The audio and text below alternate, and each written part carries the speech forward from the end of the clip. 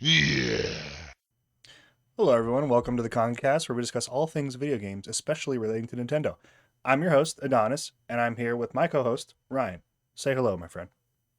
Hello, everyone. What a great day we are having. If you notice, new hairstyle. Do you like it? Does Thanks. it look good? Does it look bad? If it looks bad, don't say anything. Anyway, let's talk about some freaking video games, shall we? Let's do it, man. So, do we want to get into our first topic, Adonis? We did have a Pokemon Presents just today, as of this recording. So, when you're listening to this, it's already happened. So, we're here to give you our thoughts. In the Pokemon Presents, we had some updates on all of the Pokemon mobile games that are out there. We also had the announcement of a new Pokemon Stadium esque game. And we also had another look at Pokemon Legends ZA. So, where do you want to start, Adonis? I think honestly, we could skip over all the mobile games unless you had something, insightful or witty to say about them. But otherwise, we can probably just get into the meat and potatoes, the exciting part of the Pokemon Presents. Yeah, definitely nothing insightful. Maybe a little bit witty though. I don't care. I don't. I do like Pokemon Go. I actually think it's a lot of fun to play with friends and like go out and about and do stuff. But like none of this strikes my interest. I think you are of the same mind. If I had to guess, Yeah, you know. yeah. So yeah, Nothing, let's get to the nothing good really stuff. interesting for me for mobile games in general, and then the Pokemon mobile games. Pokemon Cafe Remix. What are we doing here? Pokemon Cafe Remix to me is a good idea. I think it's cozy. I think a lot of people enjoy this, especially people like my family members, like my mom. I don't think she knows anything about this, but if she did, she would definitely get a kick out of something like this. So I don't think this is necessarily a bad thing. Like, it's just I don't have much interest in stuff like this. For me, Pokemon is strictly a game thing. I do like Pokemon trading cards. I will say that, which we did get some trading card stuff from this most recent event. Yeah, I don't necessarily have anything wrong with this. In fact, I like this more than I like the mobile game stuff. That's for sure. Um, but yeah, just like I feel like this is something that I remember exists only when I watch a Pokemon Presents. Like, and then once I Yeah, forget about it, it's exactly. gone.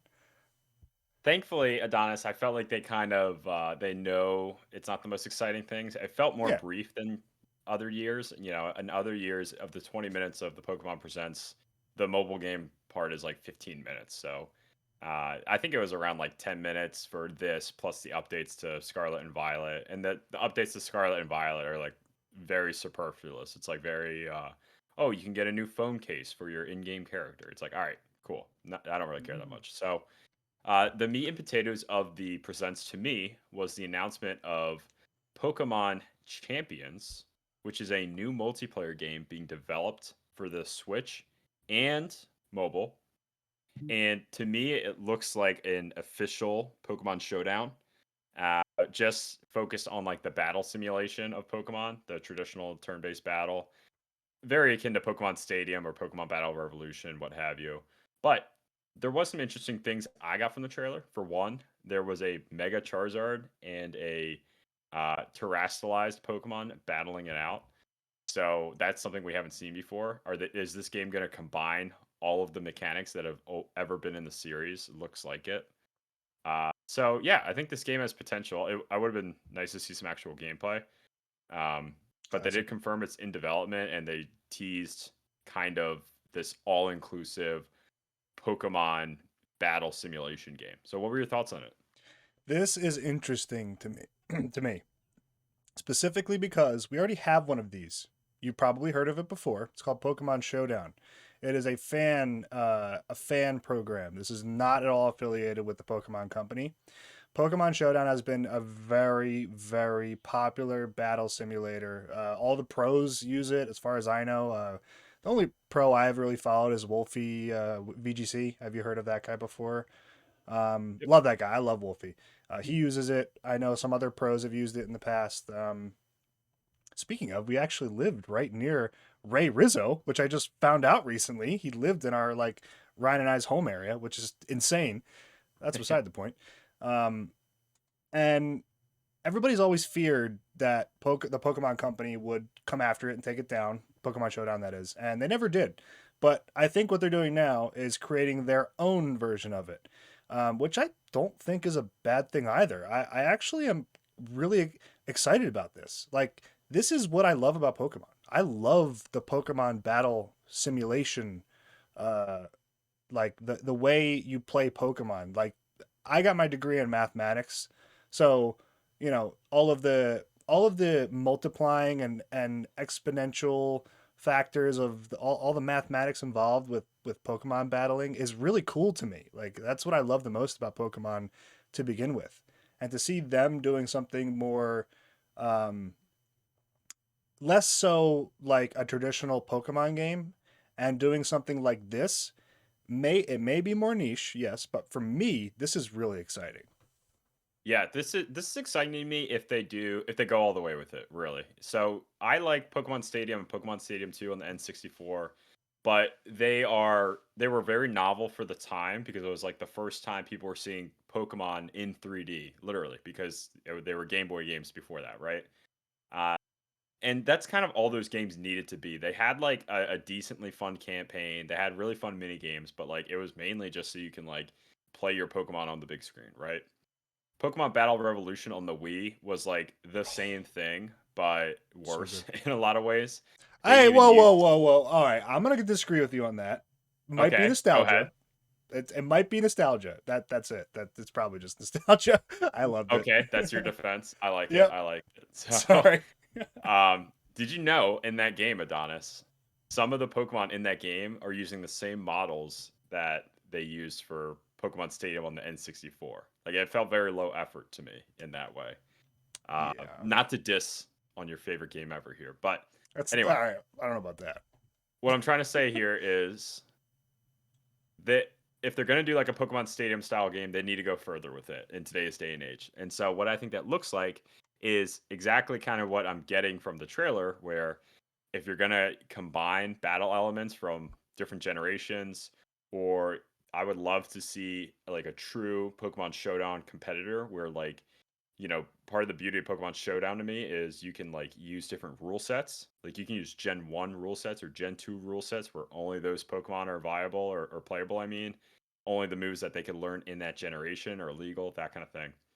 I don't think they would do that, honestly. I think that'd be a little too, I don't know if like in the weeds or like meta are the right terms, but that's kind of what I'm picturing. I don't really see them going that hard.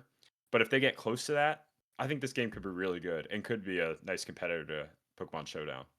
Yeah, and it can totally evolve into something that, like, you're talking about, right? Like, they come out with it and it's not necessarily something close to Pokemon Showdown, but then it evolves over time to become the Pokemon battle simulator, which Right. I feel like they're kind of crazy for not already doing that in the first place. Like, the fans had Yeah. to step up and do it for them. Haven't There heard of is like that such a happening market before. for this. There's I such a know. market for it, because like in the games, the traditional mainline games, sure, there's competitive battles like scenes, but to raise an actually competitively viable Pokemon is ridiculous to do in the games. So it's much easier to just have a battle simulator where you're gonna get the best stats based off whatever you want, best moves. You don't have to worry about finding a TM in wild grass or whatever, and you just go and you just battle.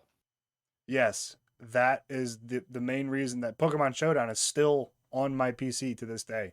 I honestly, I think I use Pokemon Showdown more than I use actual Pokemon games.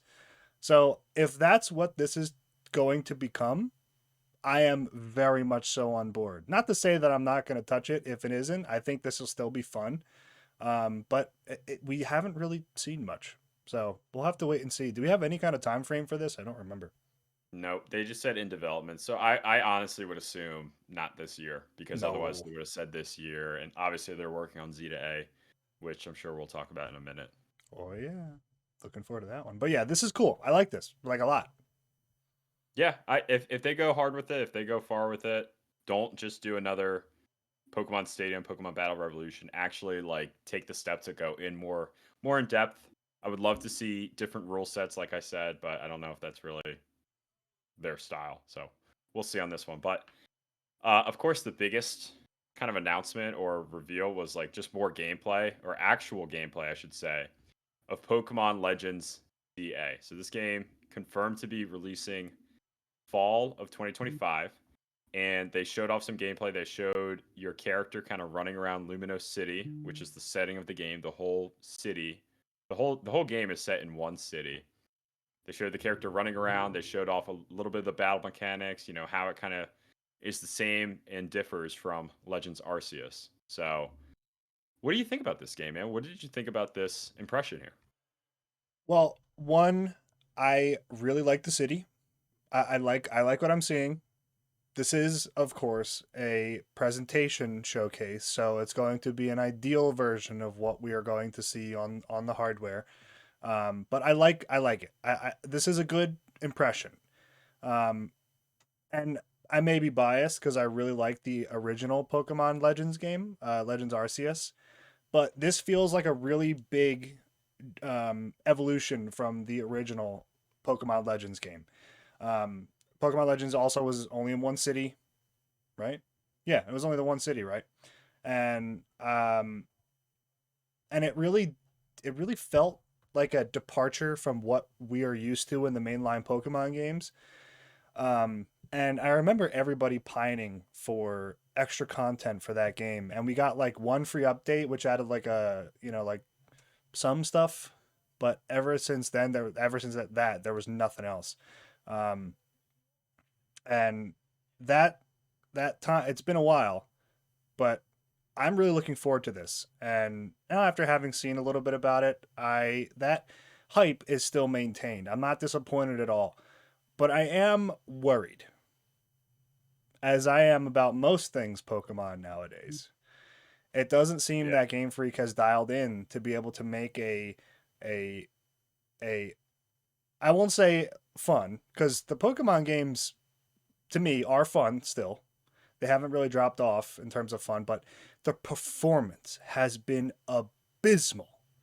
Like, I haven't seen a game perform as badly as a Game Freak game on Nintendo current hardware. Now the Switch 2, which we know is coming, may help with that, of course, but I think this is going to be probably the second most graphically intensive game that Game Freak has ever made. The most being Scarlet and Violet. Scarlet Violet's a pretty decently big game. Um, High-ish resolution textures and all that, and we saw how badly that ran. Oh my god! Like I couldn't believe that passed quality assurance. Like 10 Yeah, it frames was a bad. second or something like that at certain times. And it's This still like is that. It yes, never really got better. They promised it would get better. It never really did. The DLC ran even worse. Like incredibly poor performance wise for the game. like I that baffles me, especially something that is so closely attributed to Nintendo, who absolutely have dialed in on their own hardware. But like I said, let me not get too deep into the less green side of the grass. I think that it's fall 2025. It's coming out, right? So I imagine it's going to come out soon, or at least close to the release of the Switch 2, or maybe even afterwards. We don't know when the Switch 2 is coming. Um, and I think that will vastly improve the performance of this game. They've proven that the Legends games are fun. They just now need to prove that they can make a game that runs well and looks good, which I think they Yep. can. Yeah. So my takeaways from the trailer were I was very interested in the actual gameplay. You know, the combat looks really neat. It looks like not a traditional, but like I would say like the modern JRPG. I'm thinking of like Final Fantasy, Xenoblade, Mm. where your positioning in the battlefield and your area of effect of your attacks are like really critical. Uh, I was really interested in the combat there. It looked really interesting and a really fresh take for the Pokemon series. RCS had a somewhat similar battle mechanic, but different in a lot of ways as well. So I think this is a really cool approach.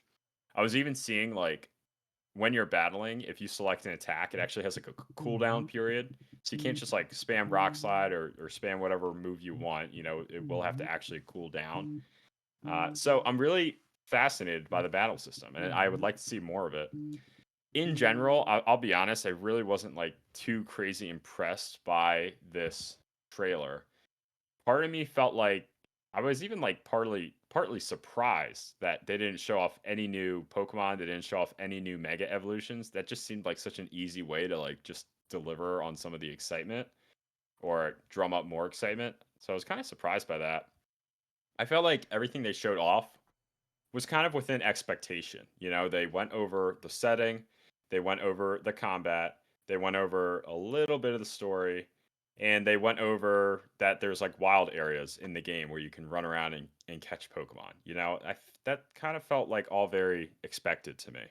Um, I was looking for something unexpected or something more unpredictable, but we didn't see that yet. So maybe it's Yeah, and coming, but I that's would say that's what right kind of now I'm worries not. me. Yeah, I'm not super drawn to it right now. I need to see a little bit more. Yeah, it felt very conservative.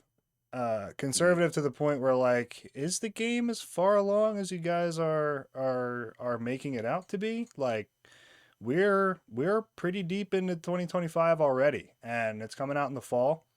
So yeah, it definitely felt a little conservative, which kind of sucks. But if you know, I imagine for between now and the release of the game, a lot more is going to be shown on their part. Hopefully not from leakers, which have been a very bad problem for a lot of the video game market right now. More on that later.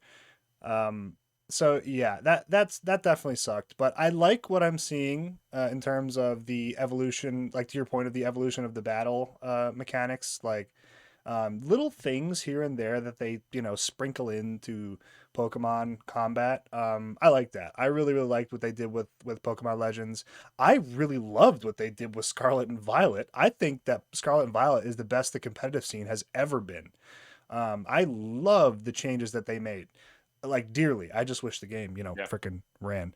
That's we've already talked about that. So yeah, I can't wait to see how this game evolves the scene even more. Even though I don't think there will be a competitive Pokemon Legends scene like there wasn't for Legends Arceus. We'll see. Did you ever play Pokemon X and Y? I'm curious if you caught on to any of the story beats that were kind of shown in the trailer here. So interestingly enough, no, but I actually caught on to them in like outside media, like YouTube videos and like reading articles about the games. And I like the story that ZA was, or sorry, that X and Y were trying to tell. I think it's one of the more interesting Pokemon stories, even though it's made for kids. But and I love the legendaries, man. They're so cool. Yeah, the legendaries are pretty cool. I like the designs of most of them. I mean, this was the generation that introduced the fairy type. So you got like Eveltal, not Eveltal, Xerneas is the Yeah. fairy type. That's legendary. Pretty cool designs with the legendaries. I thought the story in X and Y was just so, and it's probably the second best story told in Pokemon. I just don't think Pokemon Jeez. has. Sorry to pile it on, but I think Pokemon just in general doesn't have great stories. So I wasn't like in love with No. the X and Y story, but I saw kind of the references, the story beats that they were kind of referencing in this trailer here. So okay, I'm cool. If you want to continue what you were doing in X and Y, I could be kind of entertained a little bit. So, what did you think about the tease at the end? You know, after the trailer, they show coming late 2025, and then you have 10 seconds of this little teaser. They're hinting towards something to do with the big Eiffel Tower building in the middle of the city. What do you think that has to do with? I don't think I saw that. There was a Oh teaser at the man, very end? Really? you click away too early? Yeah. So they I must splashed up. have. They showed the splash of the Pokemon Legends ZA logo, and they say coming late 2025. And then there's a 10-second clip of your phone like giving you an alert, and the alert is a image of the Eiffel Tower building with a Pokeball above it. So I have no idea what that means. And honestly, like it's too vague for me to get really excited about anything. Um, but Okay. some people are thinking it might just mean like, oh, you have an alert, you have a battle that you got to do at the building in the middle. Some people are saying Battle Frontier, which was a very popular feature from Emerald. You know, who knows? But curious if you had any thoughts. So, okay, let's think about this. All right. And I haven't seen it. I didn't even know that was a thing. So thank you for putting me onto that. Two, what did the phone look like? It was a Was it Rotom normal? phone, like from Scarlet and Violet. Right. Okay. So that could mean that something's coming to Scarlet and Violet, which I would not care for at all. Like some sort of Battle Frontier functionality is coming to Scarlet and Violet. I mean, It was in the Z to A trailer though, so oh, it was it's in got to okay. yeah. So it's got to be hinting at something in Z to A, but I don't know. I thought you might have something on it because you're a little bit more well versed than me. But we'll Well, just have to wait and see, I guess, because it was just super vague to me, and I was curious your yeah, that opinion. that is super duper vague, but your guess as to possibly it being some sort of online functionality coming, online battle functionality coming to Pokemon Legends, which was not in, at least not necessarily like there was no competitive scene in Pokemon Legends Arceus. If they are bringing the competitive scene to this next Legends game, if that's what that means, that's awesome. Like I would love to see a competitive scene surrounding a game like this. Or it could be a battle frontier, which would be amazing. I would Hmm. love that. Uh, Other than that, like nothing else really comes to mind. This is a super mysterious one. So Yeah, man. that's all I So got on that. overall, I thought it was like an okay Pokemon Presents. I never really have too much expectations going into these because, like I said, a lot of the focus is just updating the mobile games. But it was cool to see some more gameplay of Z to A, and looking forward to this Pokemon Showdown esque competitor and seeing what comes of that too. So Yeah. anyway, let's get into some of our other topics. So another one I have for you today, Adonis, is the release of a little game called Avowed, which is the latest game from Obsidian Entertainment, Xbox subsidiary. And I wanted to talk about this game because it's just released. We haven't had a whole lot of high profile releases this year so far, but this one just came out in February and it's getting some mixed reviews, mostly positive, but a little on the mixed side. And I mainly wanted to talk about because it just feels like Xbox can never really get like this like slam dunk game that's going to sell their console because this is an Xbox exclusive, but while also being on PC. Uh, so yeah, it's sitting at an 81 on Metacritic, but some people were kind of hoping like this would be the game to like really push, if you're an Xbox fan, really push some hardware, give you some faith that things are looking up for Xbox.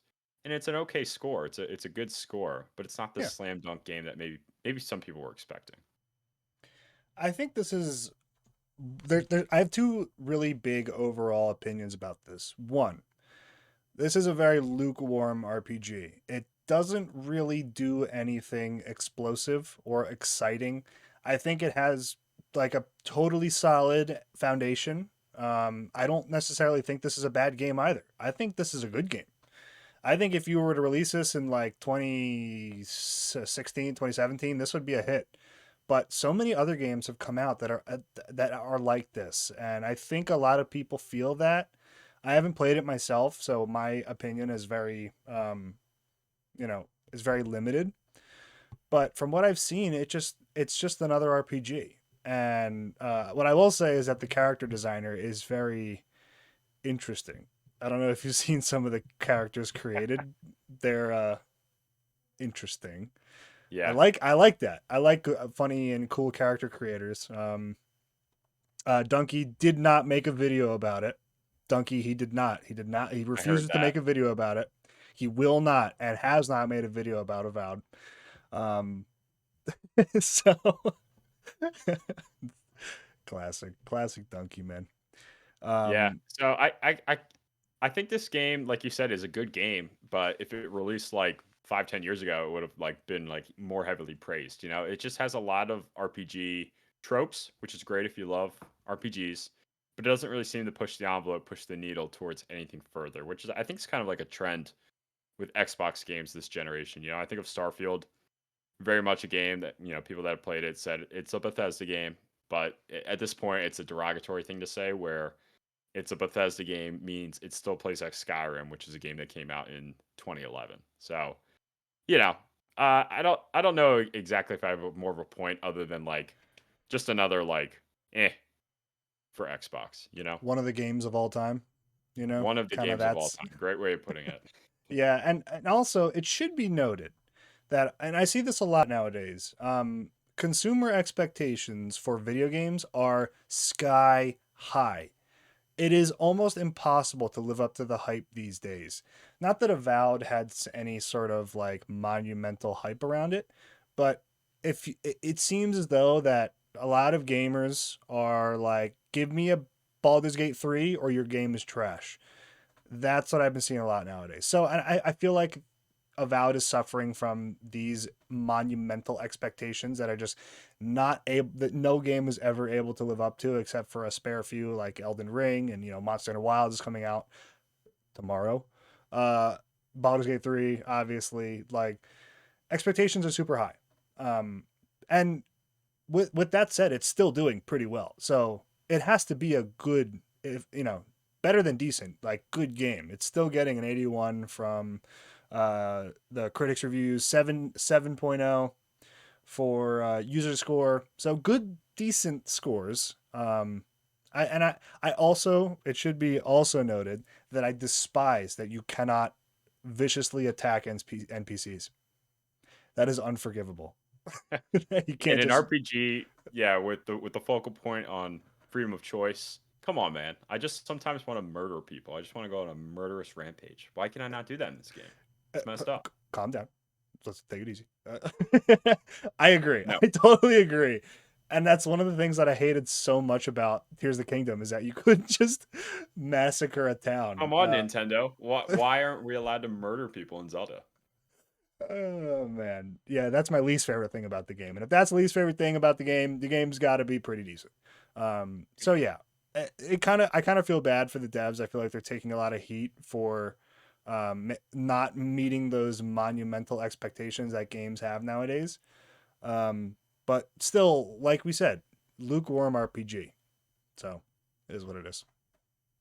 Yeah, it's also, I mean, it's Obsidian Entertainment too. Like they made Fallout New Vegas. Like this is a great studio, and they produced a lot of games in recent years. I think I was counting the other day. It was something like 4 or 5 games in the last 6 years, and some of them are like smaller projects for sure. But like this is like probably one of Xbox's best pickups in recent years because they actually are like holding true to like developing games. You know, a lot of Xbox studios are struggling just to output. So Yeah. yeah, we'll see what happens with Xbox here in the couple years here. I don't know, but do you want to go into our next topic, Adonis? Do you want to introduce the next topic here? Let's do it. We have a certain game that shall not be named that is holding on to one of the coolest video game systems I have ever encountered in a video game. Warner Bros. Shut down Monolith. Monolith is a studio that created one of my favorite games that I've ever played, the Shadow of Mordor games. It's licensed with the Lord of the Rings series, which is a massive IP. Like I still can't believe that there are two like single player pseudo open world Lord of the Rings games out there, and they're very popular. So this is a pretty big shutdown on their part. And the system that I was alluding to that is in those games is the Nemesis system. This goes back to our conversation on video game patents and how Nintendo was going after Pocket Pair with Pal World. That studio is gone now.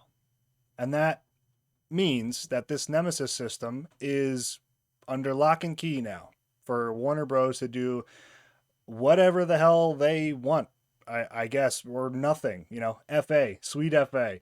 I think that's frustrating. This really, really, really frustrates me. I understand that the studio probably wasn't doing much and it was just costing them money, and this is a business at the end of the day. But now a studio can never use that system again. A system that is universally praised. Literally everyone that I have ever spoken to, myself included, that played those games loved the Nemesis system the most. Like that's the thing they love the most about those games. And now it'll never see the light of day. And this is not necessarily a huge story. Um, but this is something I wanted to talk about because I hate to see this, man. I hate it so much. Yeah, I mean, I wouldn't downplay it. I think it's a pretty big story because this is just like what's been happening in the industry. I mean, we've been covering this for a couple years now as it's been happening, but just the continued closure and downsizing of these huge publishers that have just grown too big, uh, to the point where they've got to cut whole studios to get out of the red. So of those cuts, you mentioned Monolith Productions. Another studio that went down was Player First Games and Warner Bros. Games San Diego. So in total, 3 studios are getting completely cut. You mentioned Monolith, so they were the producers of the Shadow of Mordor games, and that was their last production. They had an ongoing production of a Wonder Woman game, but with this cut, they even announced that yeah, that game's cut too. Like we're canceling that game. So not great. Sucks to see people lose their jobs, and those people are not necessarily going to get picked up in the gaming industry. A lot of times when there's these industry-wide layoffs, a lot of people leave the industry, so that sucks for gamers because you're losing talented people that are going to leave the industry, go into something else where, it's a little more stable, a little more job availability, that kind of thing. So Don't blame them. sucks. I want to talk about one game in particular that was impacted by Warner Brothers' terrible decision making over the last couple of years, and that's multiverses, which I don't even think we've talked about too much on the show here, but I'm sure you know what it is. It was the free to play crossover fighting game that was developed by Player First Games, and Player First Games was founded in 2019. Soon after, it was acquired by Warner Brothers. They were directed to make this game, and I think everyone who played this game could see the potential. It came out in a beta phase back in like 2022, I believe. And in that beta phase, people were like, yeah, this could be something really cool. It's a crossover game where you can fight as Bugs Bunny and Arya Stark and like all these like Warner Brothers IPs. And the gameplay was solid. The only thing people were like, about was that it's a free to play game, which means you don't just buy the game for $60 and you own everything. You have to buy each individual character, and of course, each character was like $15, so that adds up really quick. But anyway, went out of the beta phase. They actually took the game off Steam and off, PC while they continued to iron out the game. And when the game came back in 2024, it was worse than the beta. They somehow like redid everything or like imported it to a new engine or whatever. Yeah. And it was worse than the beta. I mean, people that played the beta were like, give us the beta back. The beta is better. Um, so with all that being said, I kind of just blame Warner Brothers for their mismanagement of this game. There's no need to have a freemium model for a platform fighter. Like, just give everyone all the characters all at once, or at least do it a little differently. Like, give 10 or 12 characters for free, and then maybe you buy characters after that or something. Like, the fact that it was freemium was probably a turnoff for a lot of people, in my opinion, for a genre like this. It was for me. So, yeah, I mean, and then once it flopped on its like official release, because again, it was worse than the beta somehow. Uh, it just like went down, like servers went down completely just late last year, and now the studio's cut. So I was like, well, dang, you acquired this studio like 5 years ago. You probably forced them, or you gave them bad guidance, bad decisions on what they have to make. They make it. The game sucks, and then you cut the game, and then you cut the studio. And unfortunately, that's just like a really gross trend that's going on in the industry right now. It absolutely is. It's so gross, and they really did snatch defeat from the hands of victory. Like Yeah. they have all these great IPs that they were able to literally make a fighting game out of how many great IPs they have. Which, LeBron James was in the game. Come on, man. yeah, you literally had LeBron freaking James in a game, and you somehow messed that up. How do you do that? The game was already good in beta, and this is a dev thing, right? Like the devs work on the game. This is not technically Warner Bros. Messing that up. Like, No, I don't know what the I devs. would say it certainly could be. I would certainly think, the pricing, that's usually at the publisher level. So, No, Warner no, Brothers Games is sorry, go ahead. no, no. I totally agree with that. What I'm saying is like the game not playing as fun as it did after beta. Like, I think I remember watching a video about this. It just like it felt a lot slower, less responsive, very Yeah. floaty after beta, um, which was weird. Like, how did they devolve like that? Like something was going on behind the scenes, and I think you're absolutely right. I think Warner Bros is just terrible at one, business decision making, and two, leadership. Like there's something going on with the leadership at Warner Bros because everything they're working on is like a disaster. Um, Yeah. namely, one of the worst examples of a live service game in um, Suicide Squad killed the Justice League. Like, Yeah. I don't think we've talked about that much at all. That's being shut down too. What a Like, flop. yeah, like, first of all, why the hell was it a live service game? Like, this was, along the lines of something like the Arkham series, could have been really, really good, but they decided they saw big old dollar signs and wanted to go after that, which ended up costing them more than it made them money. I don't know. And to see in the article that you and I were both looking at that they're going to be focusing on their franchises Harry Potter, Mortal Kombat, DC, and Game of Thrones. First of all, that Game of Thrones series of video games is a mobile game. There's nothing else in that realm. DC games have been an absolute train wreck. Mortal Kombat and Harry Potter have been pretty good, but you know, they're just an absolute disaster. Like, what is going on over there? Yeah, I feel like I talk about it every week, but this is just the consolidation of both the movie and the game industry, where it's just like, okay, we're going to acquire a bunch of big studios. What works? What gets people in the movie theater? What gets people to buy our games? It is big IPs. It's sequels, re-releases, rehashings, sequels of success already established IPs. Which, sure, I like big IPs to an extent. I mean, I could list a bunch of, recent shows and recent games I've played that are just, big IPs, whatever. But man, like there is something to be said about a completely fresh idea, a completely new intellectual property coming in and like really owning it and really doing great. That's like super special and super cool to see. That unfortunately isn't as profitable. So you see big studios like this when they have several studios and they can kind of play this game of whose head are we going to chop off when we need to cut costs.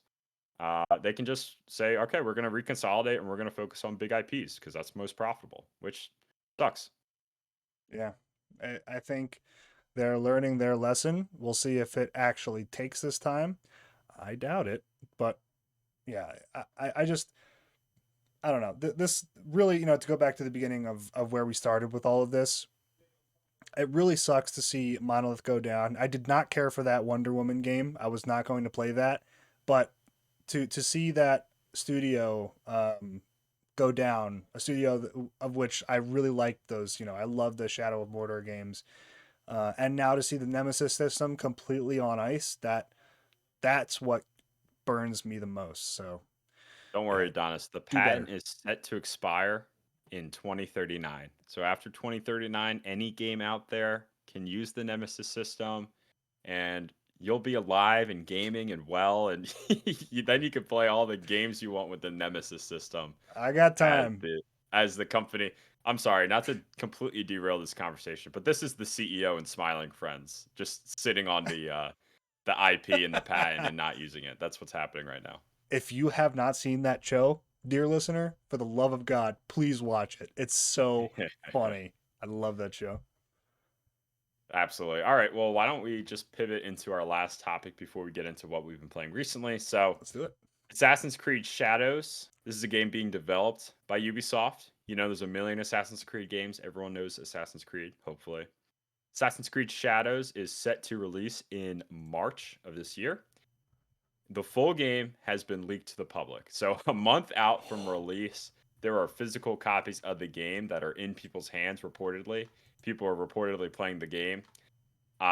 TBD on if the game has been uploaded to the internet for everyone to play. I don't know if I've seen confirmation on that or not, but for what it's worth, it is out there. People are playing it. There's, you know, unlicensed video of it, all that good stuff.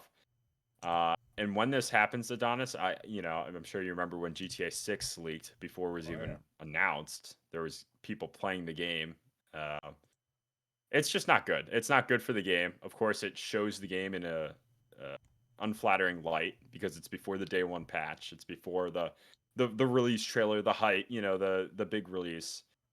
It sucks. It sucks for Ubisoft. Ubisoft has its issues, but generally no one really wins when a game is released this early. So, what are your thoughts on Assassin's Creed Shadows leaking a whole month before release here? This game's cursed, man. This game just Yeah. the universe has it out for this game. I Do think you want to recap to the listeners maybe some of the other cursings that have happened? I heard like oh people are yeah. just like very not happy with the main character in the setting, that kind of thing. So the initial annoyance of the community around this game was that you are playing a black man in feudal Japan, which you know it doesn't really make sense, and I think that's why a lot of people are frustrated, or at least initially were really frustrated about it. Um, but I don't think that was the problem. Like that's what people they were like linchpinned onto. Like they didn't like the idea of this. Like just didn't make any historical sense. But I don't think that's it. What I think is going on is that Ubisoft sucks. Like they're just the worst, and people are just like literally anything that they do is going to get picked apart, and that was just an easy target. Um, so initially, that's what people were pissed off about. They also are pissed off at like the Assassin's Creed series altogether. It just feels very like they're phoning it in. Every game doesn't feel like an evolution. It just feels like the same thing they've been doing for many years. Um, and so now there's this with the leaking of the game. There was official copies being sold online. There is confirmation of that. There was even actual live streams. Like there was people live streaming the game. Oh wow. At the time of the article that we are reading, there was a live streamer playing the game on Twitch. They have all since been taken down. Ubisoft has put out a statement about it. They know they're coming after those people, which I think they should. I say what you will about Ubisoft, about Assassin's Creed altogether. Leaks are just bad. Like it's just bad. It's bad for everybody. Yeah. It's not ready. It's also not the release version of the game. Obviously, it's a Right. much earlier version of the game that they got their hands on. They being the leakers. There was also another situation with Assassin's Creed. So there's a lot of Japanese culture being shown off in this game. Obviously, it's set in feudal Japan, um, and it's really interesting. So there's shrines, right? There's like shrines depicting Japanese culture in the game, and you can defile those shrines. Like you can go around and breaking stuff with your weapon and running into stuff. This is all word of mouth. I have not actually seen this happen in the game, obviously, because it's not out yet. And officials, I don't really know what word to use. Like people of importance in Japan and Japanese culture caught wind of this and are actually pursuing some sort of litigation Oh really? against Ubisoft. Now, like I said, this is all word of mouth. There is no official documentation on this, as far as I'm aware. But yeah, even Japan is pissed off about this game. Oh Like, my gosh, I didn't realize um, that. yeah, and I think that's a huge oversight on Ubisoft's part. Like, just make them walk around in those shrines. Don't let the character go through and I'm sure they've done something about that at this point. I'm positive they have because they probably got a strongly worded letter from whoever in Japan was angry about it. and I'm sure they've done something about it. But that's three really, really big problems leading up to the launch of this game, and Ubisoft, capital N, needs this game to sell well. Absolutely. And Like, and that's let's not even talk about the, leading up to release. This game's been delayed like 3 or 4 times now. Like it was supposed to release in February, got pushed back till March. I'm of the opinion that whenever a game gets pushed back like 2 weeks or 4 weeks like that, like it's just like, what are you even doing in 2 or 4 weeks that's gonna turn this around? Like to me, that's not a good sign. yeah, That's a studio that wants to release the game in a specific time in the calendar year, but they really can't. So they push it back a month in the hopes that it's going to be better, and it normally is not. You know, Unfair to say, but that's just my personal opinion. When there's only like a month delay, usually I see that. So yeah, yeah, I not a totally great agree. showing for this game. And like you alluded to, Ubisoft really needs this game. They are not to sound dire, but like this could be the last Assassin's Creed game. They are financially in the toilet right now. Their stock price is completely abysmal. If this doesn't perform, I think the sharks are swimming. I think someone is going to buy them out, and if Oh they get yeah, bought out, like who knows what happens after that? If studios within Ubisoft get axed, or if like they don't want to use IP, because they've been derailed, and who knows? So also about the litigation going against them. I feel like Assassin's Creed games, they always try to be historic and they always try to be like, oh, we're historically accurate, but they're not. For the most part, they're not. They're yeah, just fun. They don't have to be historically accurate, but they kind of like puff them up like they are. And they really don't have to be, but they're not, and that's probably yeah. where they ran into some trouble there.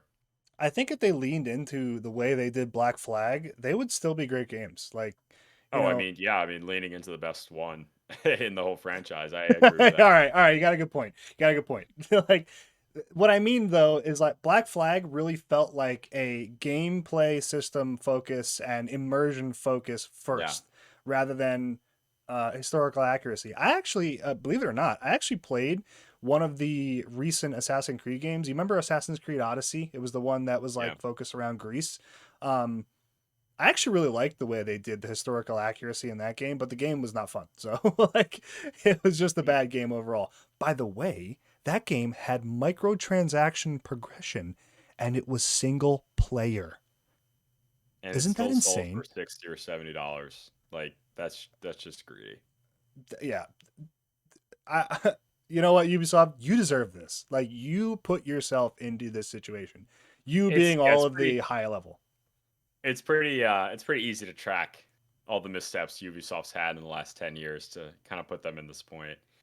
Which Yeah. is a shame in a way because I mean Ubisoft, so they've been around forever. I really think they peaked in the 360 era. Like they had really good games during the 360 era. Like we're joking about Assassin's Creed, but Assassin's Creed 3 and Assassin's Creed 4 were really good. Like they were probably at top of the series for me. I know a lot of people like 2 as well. I never got the chance to play it.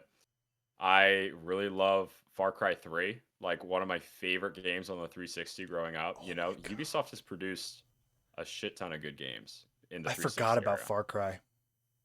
Yeah, you know why? Because they're still making them and they're diluting what makes Far Cry Far Cry. Maybe unfair to say I haven't really played the new ones. I know people like the new ones, but it's the same formula. There's not a huge evolution of their games since the 360 era, which is kind of causing everything right now, amongst a lot of other Yeah. decisions. It's a real shame, man. I think I really think, and this will be my last thought on this. I think we've kind of really beaten this down. Is that like I think these larger companies have a formula which worked for them in the earlier days of like you said, like in the 360 and the PS3, PS4, Xbox, Yeah. like that generation, like that's where a lot of these companies really hit it big. And they were like, okay, this works. This is the formula that everyone's going to have to follow down the line. That is not how gamers work. We want different things every year. We like different things, and it's an evolving demand. It's not a constant demand. And the companies are just gotten so infinitely big that it's impossible to make changes on the fly, whereas that's necessary. to be able to sell games that people actually want. And Yeah. the formula's dry. It's just dry. There's nothing you can get out of these formulas, and you have to evolve. But like I said, they're too big to do that. So I really think that's what's going on. Yeah, you're absolutely right. It's too safe. You need to evolve. People want evolution. We buy the next console not because we want to play the same games. We want to play different games, interesting games, new games, that kind. But yeah, Ubisoft. We'll see what happens with Assassin's Creed Shadows.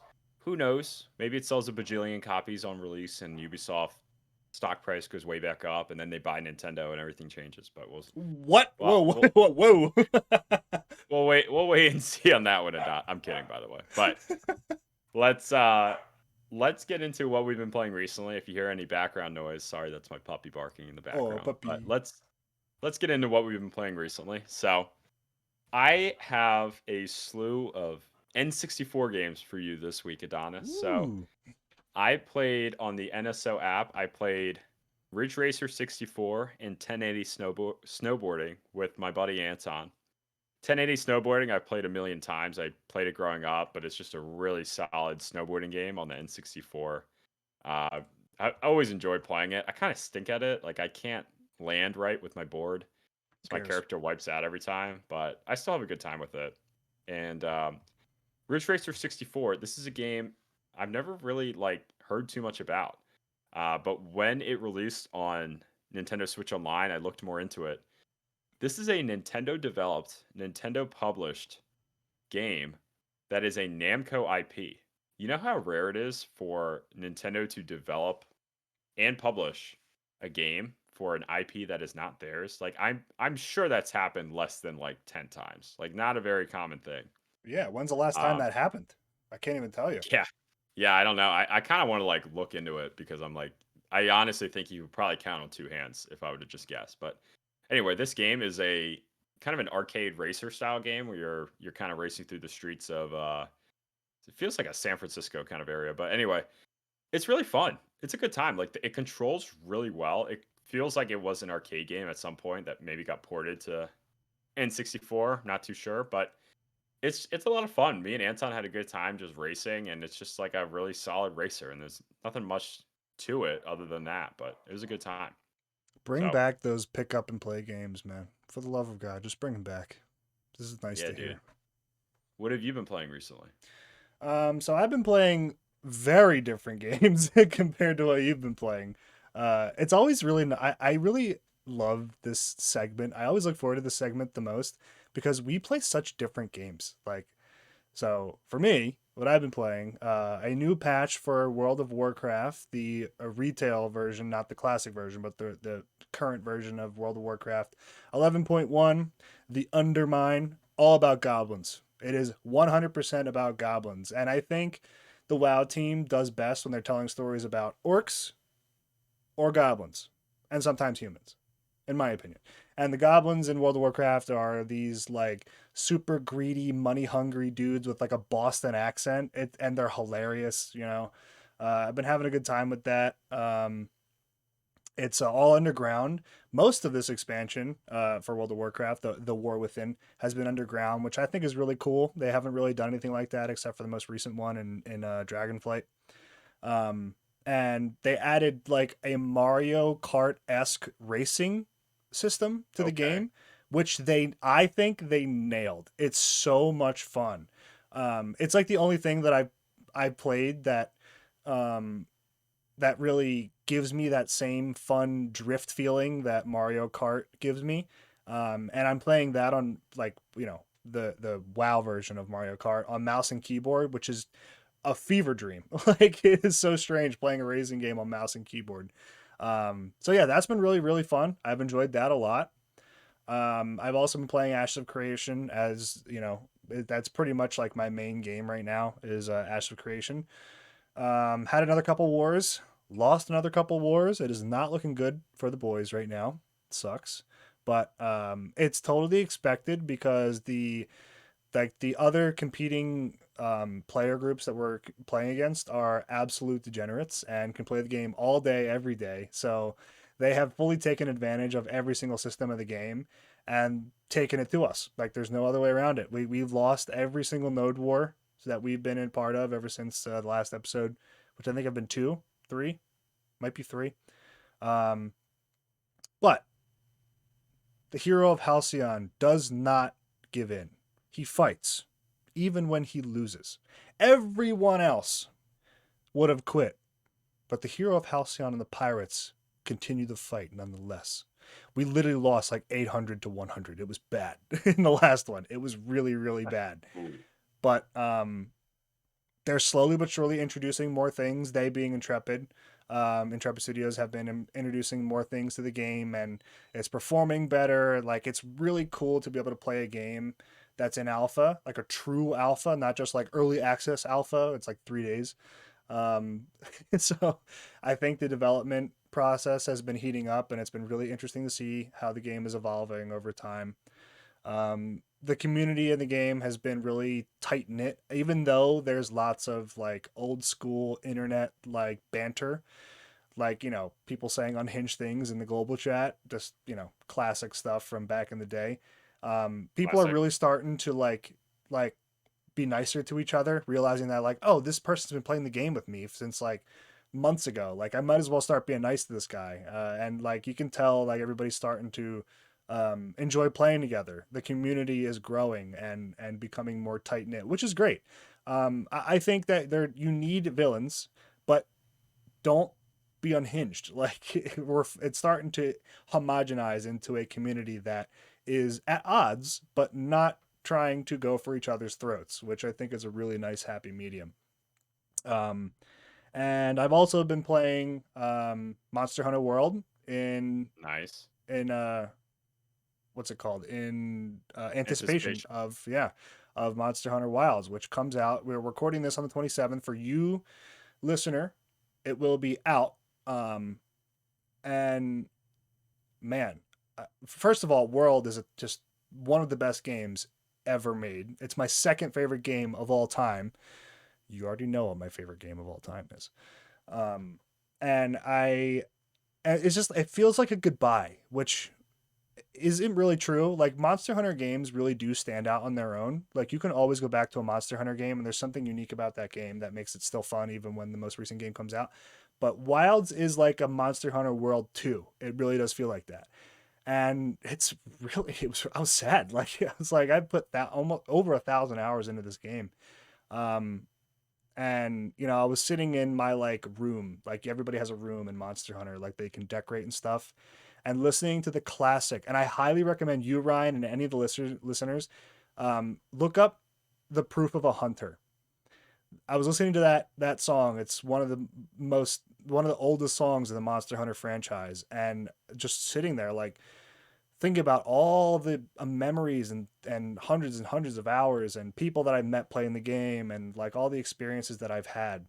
Like, it was really bittersweet. Like, I feel like I'm saying goodbye to Monster Hunter World.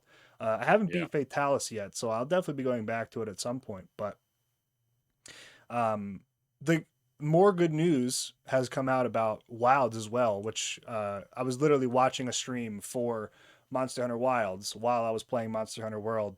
Some streamers got early access today, like to the full game. Um, Nice.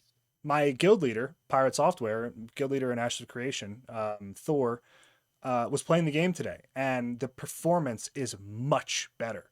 They Oh, good. In that 2 weeks, they really dialed in like the performance, which I think you and I had said like what are they going to do in 2 weeks? Like, it's whatever I it's know. going to be. We It's going to just said be. that about Assassin's Creed too.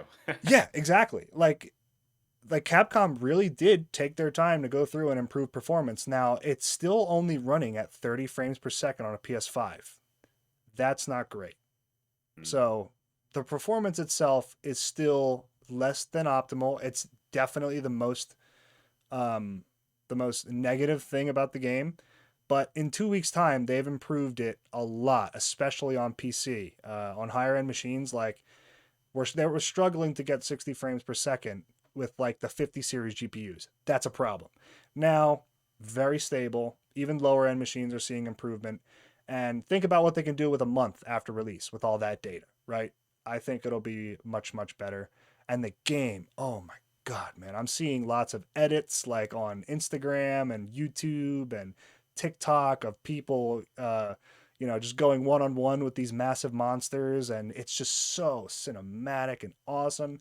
I cannot wait to get my greedy paws on this game, man. Oh It my looks god, I'm so really good. excited. It looks really good. I've been starting to see the reviews and gameplay that's starting to trickle out, and it's gonna be good. Um, I hope it's like there for Switch 2 when Switch 2 launches because I'd like to play it on that, honestly. I think that'd be a fun experience to have that portable. So we'll I uh think it we'll will. see. I don't think it'll run on Steam Deck from what I read. So I can't get Mm-mm, it on Steam Deck. mm-mm. I'll hold out because I think it'll come to Switch too. Capcom has a great relationship with Nintendo, so we'll just wait on that. Yeah, it sucks. It's a very big game, and it's hard to get that. Like, it's one of the reasons why I think I really dislike the progression of games. Like, performance, file size, all of that just feels like a secondary issue. Hmm. Um, like, the monsters have like realistic animations. Like, you can see the different layered eyelids on the more lizard-like monsters. That's cool. It's great. Don't get me wrong, but The I'd much monsters are big, so prefer. they take up a lot of storage. Yeah, like I'd much like I love the realism, but I'd much rather have a game that performs well. Please, for the love of Mm. God, make the secondary stuff secondary. Make the main stuff performance, file size, so that as many people can experience the game, and then focus on the little things like a monster's freaking eyelids. Like, it Yeah. sucks. But natural progression of technology. There's really nothing they can do about that. So, yeah, that's Yeah. the long and short of what I've been playing this week. Good stuff, man. I have one more game I've been playing, and I wanted to save Ooh, this for last because this is I think, an interesting talking point. So I've been playing this game here. If you're on video, you can see what I'm holding up. But this is a game called Body Harvest. And have you heard of this game, Adonis, for the nothing. N64? All right. So Body Harvest, developed in 1998 by a little studio called DMA Design. If you know DMA Design, that is the studio that eventually became Rockstar North and developed the Grand Theft Auto games. So Oh my this game, goodness. yeah, it's got pedigree from the studio. This studio went on to make GTA 3, and then it went from there. They were doing every GTA afterwards. But yeah, Body Harvest is a game by the same guys that made Grand Theft Auto, and it plays very much like a Grand Theft Auto game. First of all, the story is that you're playing as this like genetically mutated like super soldier, and you're jumping in time to all these different locations on Earth because you got to stop the body harvest, which is when aliens come to Earth and they kill all the humans. So like a really ridiculous story, Dang. but that's kind of part of the charm.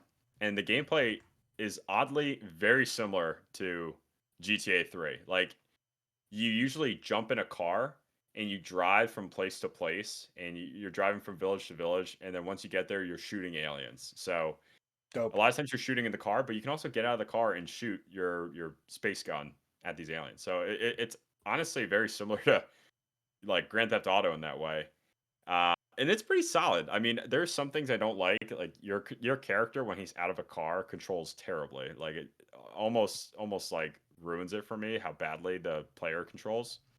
But when you're driving the car, it feels really good.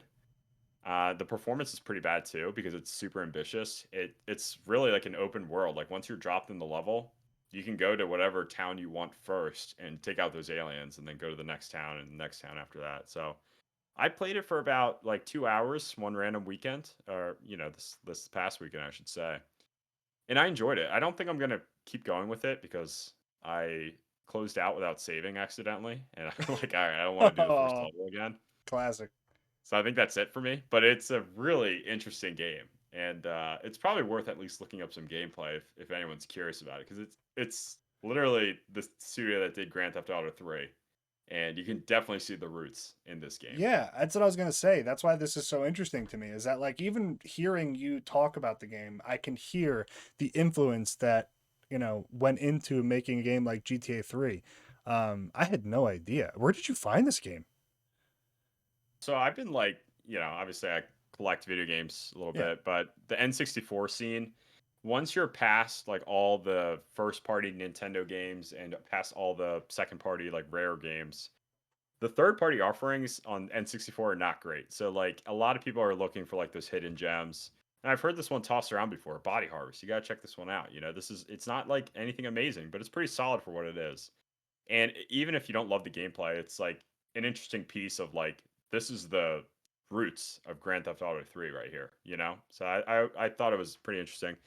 I've had it on my shelf for probably like 6 or 9 months. I just haven't played it. So finally knocked off the backlog. Oh, yeah, you really have been going through that backlog, man. Maybe next episode we'll go through what games are still on our backlogs. My backlog, it hasn't gotten any smaller, that's for sure. But yours absolutely has. Bet you that feels Okay. good. I'm glad you said this because I actually had this idea for us that I completely forgot to tell you before, but Okay, now you've reminded me. we're So doing here it we go. live. We're doing it live. So I've had this idea, Adonis. We should do a game recommendation for each other, and each person would have 1 month to at least play that game. Not necessarily beat, but at least play it. And I think for the first month coming up here in March, by the end of March, you and I should play through Portal 2 because I know Oh, you have it on your backlog. So your goal, you might need to play Portal 1 first. I don't know, but I played Portal 1 already. But I'm assigning you Portal 2. You can assign me whatever you want. You should assign me Portal 2, and then we can play together. And you know me what do you so think about well. that? That sounds like so much fun. You had me at Portal 2. I was gonna recommend Monster Hunter Wilds, but that would just be mean. It Yes. has to be reasonable length. Monster Hunter Okay. Wilds goes on forever. Right. Your goal for the next 6 months is to beat Monster Hunter Wilds. No, yeah. So I got my homework. Your homework is to also play Portal 2 with me. Sounds good. I think I can make that work. So I think I got some time this weekend. Uh, Maybe we'll do some homework. I am so Well, down. I've never actually played fully through Portal. I've only ever played it solo as well. So yeah, that sounds like a blast. More on that next episode, folks. yes, sir. Sounds good. Well, any other games you've been playing this week that you want to touch on before we wrap up? Oh, Helldivers, yeah. The other thing that I always play every week. Update on the Galactic War. The We've ventured into the Gloom. The Gloom is a very shadowy part of the map in the bug sector, the Terminid sector. And we took a planet. We actually took a planet in the Gloom to investigate the special form of oil that we can use to stop a black hole that's heading towards Super Earth. I don't know how that works, but I killed lots of bugs and they told me that we won. So, W.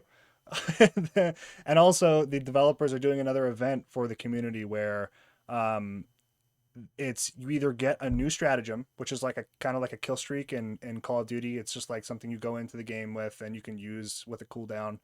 They're called gas mines. So if we liberate one planet, or I think it's defend, yes. So if we defend one planet, we get the mines. But if we defend another planet, which is the other half of the major order, um, in what's it called? What's the studio called? Arrowhead will actually donate money to a charitable cause to help children in need. They've Oh done this wow. before, actually. They gave us a choice in the past to choose between getting a new stratagem and saving the kids on a planet so that Arrowhead will donate. And against everything that Arrowhead thought would happen, the player base chose to help the kids, which is awesome. Like that makes my heart really happy. Like it's just restoring my faith in the gaming community. And it seems as though this time we're gonna pull off both at the same time, which is just so awesome. So yeah, I've also been playing that. That sums it all up. That's 4 games I've been playing pretty seriously. Not looking good for my free time. Yeah, maybe not, but that's okay. You're having a good time. You're having fun. All I right. sure am. So, do you wanna wrap up the show for us, my guy? Yeah, I think that's gonna do it for us. Thank you so much for listening. Thank you everyone for tuning in. If you like what you heard, make sure to rate 5 stars on Spotify or Apple Music and follow the show to hear more. Stay up to date.